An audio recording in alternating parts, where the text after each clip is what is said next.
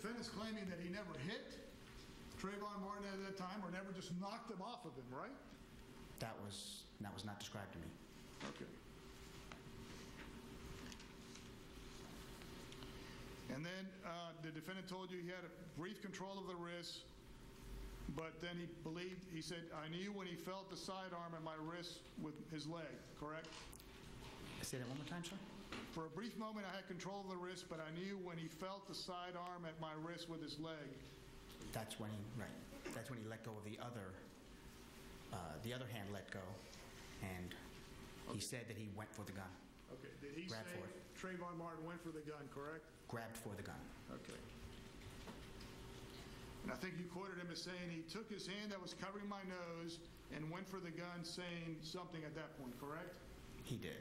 He said, what words did he utter? He says, you're gonna die, and he used the MF term again. I'm sorry, I don't like to curse in front of ladies. And for the record, he used the word, you're gonna...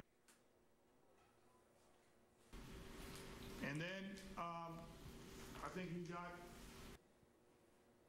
And at this point, we're going to take a quick break, and the his testimony grip will on be back the gun. after this. When the guy grabbed him... What are you doing? Oh, hey. Using night vision goggles to keep an eye on my spicy buffalo wheat thins. Who's gonna take your wheat I don't thins? know. An intruder. The dog. Bigfoot. You get the light? What's going on? Hurry up, it's close! It's a Yeti! Must have wheat thins. You wait all year for summer. This summer was definitely worth the wait.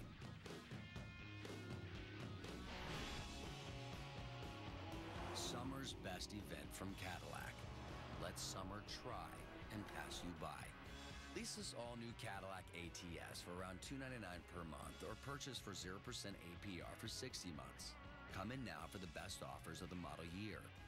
What makes a Sleep Number store different? You walk into a conventional mattress store, it's really not about you. They say, well, if you want a firm bed, you can lie on one of those. If you want a soft bed, you can lie on one of those. We provide the exact individualization that your body needs. Welcome to the Sleep Number Summer Closeout, where you'll find great savings on the extraordinary Sleep Number bed as we make room for our latest sleep innovations. This is your body there. You can see a little more pressure in the hips. Take it up one notch. You get that moment where you go, oh yeah. Oh, yeah.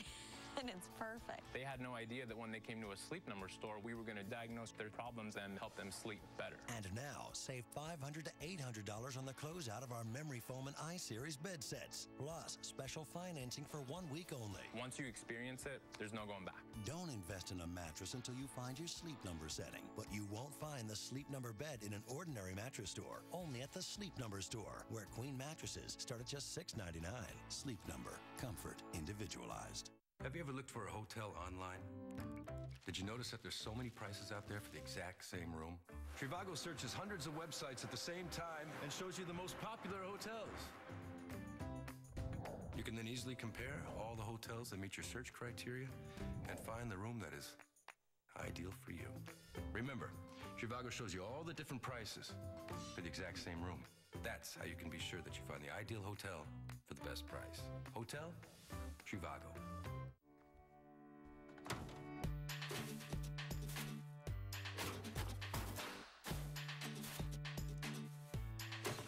For a strong bag that grips the can, get Glad Force Flex. Small change, big difference. We're all set to bundle your home and auto insurance together. I'll just press this and you'll save on both. Ladies and gentlemen, boys and girls, let's get ready to bundle!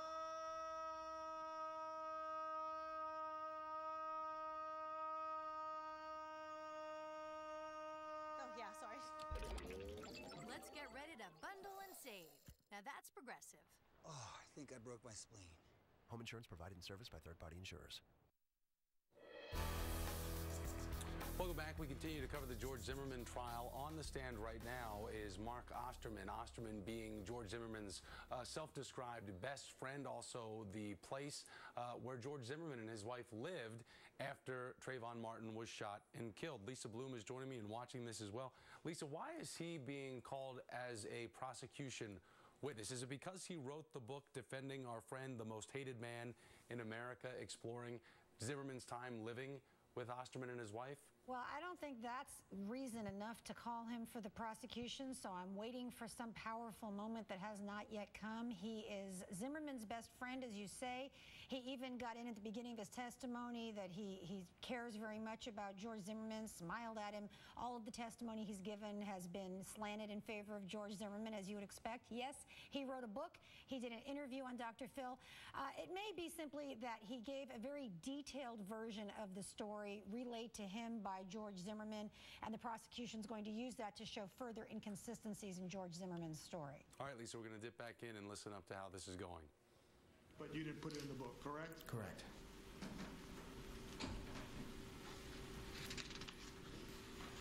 He also told you that when he managed to get his hand off of Trayvon Martin's hands off his mouth, that he had control of the wrist, correct?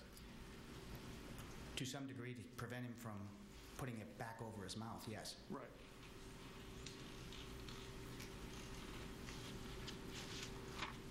And he told you that the defendant managed to break the grip on the gun where the guy grabbed it between the rear side and the hammer, correct?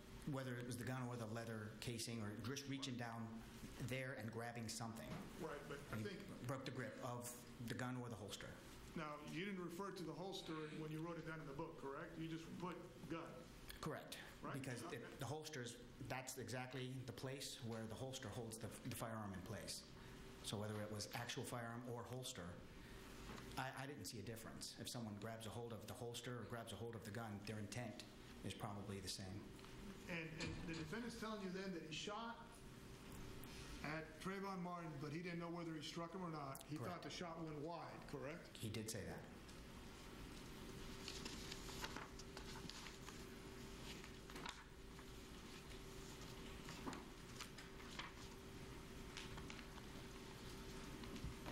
If I may have a moment, Your Honor.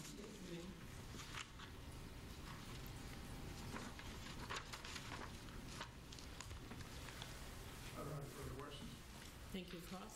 Yes, Ms. Sharon. Morning, sir. How are you? Fine, sir. How long have you been in law enforcement? Since 1992. Okay. Pretty much a career for you? It is.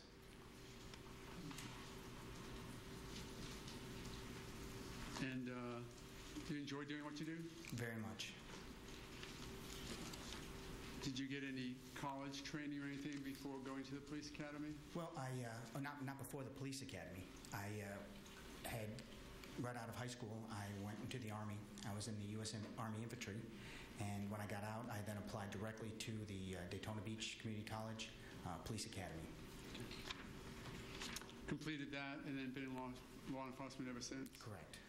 And you've discussed your career with George Zimmerman, have you not? In detail. And it was actually you who assisted him when he decided that he needed a firearm, correct? That is correct.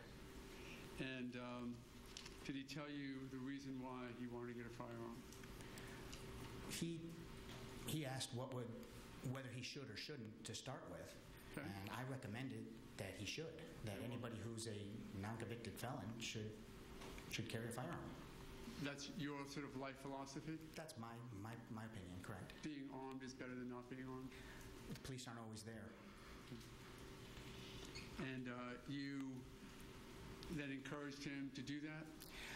I told him if he wished to go to a place that actually trains for the concealed weapons permit and to get that training. Which you know that he did, right? He did do. And that he actually got his concealed weapons permit? I believe him and his wife. Okay. And then they need to decide what weapon that they should or he should purchase, correct? That is correct. And did he seek your counsel in that regard? He did.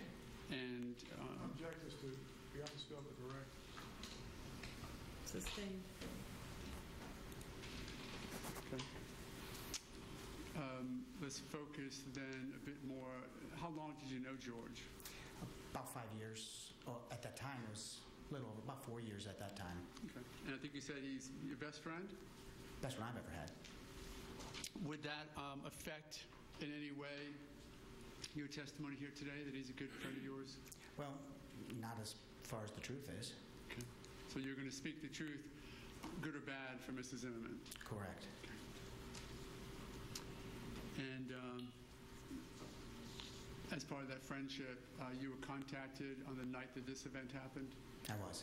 Okay. And offered your help and I guess helped Shelley, who was going through what she was going through, right? Near hysterical. She had called me she was visiting her father's home at the time when she received a call from a neighbor. And then she immediately and lay down from the back seat. And supposedly he had laid straight down to where no one could see him. And did you have any contact with him at that point? None. Couldn't get anywhere close. Okay. We're watching Mark Osterman, who is George Zimmerman's self-described best friend, testifying about the days after the shooting because Zimmerman and his wife Shelley lived with Osterman and his wife Lisa Bloom, and Paul Henderson are watching this testimony. Lisa, let me start with you. How strong of a witness is he defending and talking about George Zimmerman in the time and weeks after the shooting? Based on what I've seen so far, I think it was a mistake for the prosecution to call this witness because now on cross-examination, we're getting into how devastating it was for George Zimmerman's family after the shooting, something the defense, I'm sure, wants to bring out in as much detail as possible to show there was sadness and remorse on Zimmerman's side. I don't see this as much of a benefit for the prosecution. Paul, how about for you? What's your reaction to this witness? Again, this is a person that wrote a book about his time living with George Zimmerman and his wife after the shooting death of Trayvon Martin. And clearly the jury is paying attention to that too, and I'm sure the first flag that goes up as soon as they call him and he indicates that not only is he Zimmerman's best friend, but he has written this book, is that this is a witness that's on the stand that has a lot of potential for bias. I believe they called him just to give corroborative evidence about Zimmerman's story that he told him. So like just tying into the last witness that they called, he's going into a little more detail about how his mouth was covered during that fight. It was actually pinching the nose and covering the mouth. And I presume that the prosecution is going to come back and say later on, talking about, again, when there's no blood and there's no forensics on Trayvon Martin's hands, that means something because of this testimony that corroborated the earlier testimony. Lisa, real quickly, book editors, do you know them to want sensational items in a book or less sensational items in a book when it comes to work? I see where you're going with that, and I had the same thought, but I actually looked it up, and this book publisher is a small Christian press, and so maybe they did take out the profanity. I mean, who knows? All right, Lisa Bloom, thanks so much. Paul Henderson, thank you. That's going to wrap up this hour for me. I'll see you back here tomorrow at 11 a.m. Eastern. Now with Alex Wagner is going to be coming your way next with Joanne Reed filling in to steer you through more testimony from George Zimmerman's trial. It's simple physics. A body at rest tends to stay at rest, while a body in motion tends to stay in motion. Staying active can actually ease arthritis symptoms, but if you have arthritis, staying active can be difficult. Prescription Celebrex can help relieve arthritis pain so your body can stay in motion. Because just one 200 milligram Celebrex a day can provide 24-hour relief for many with arthritis pain and inflammation. Plus, in clinical studies, Celebrex is proven to improve daily physical function so moving is easier. Celebrex can be taken with or without food, and it's not a narcotic. You and your doctor should balance the benefits with the risks. All prescription NSAIDs like Celebrex, ibuprofen, naproxen, and meloxicam have the same cardiovascular warning. They all may increase the chance of heart attack or stroke, which can lead to death. This chance increases if you have heart disease or risk factors such as high blood pressure or when NSAIDs are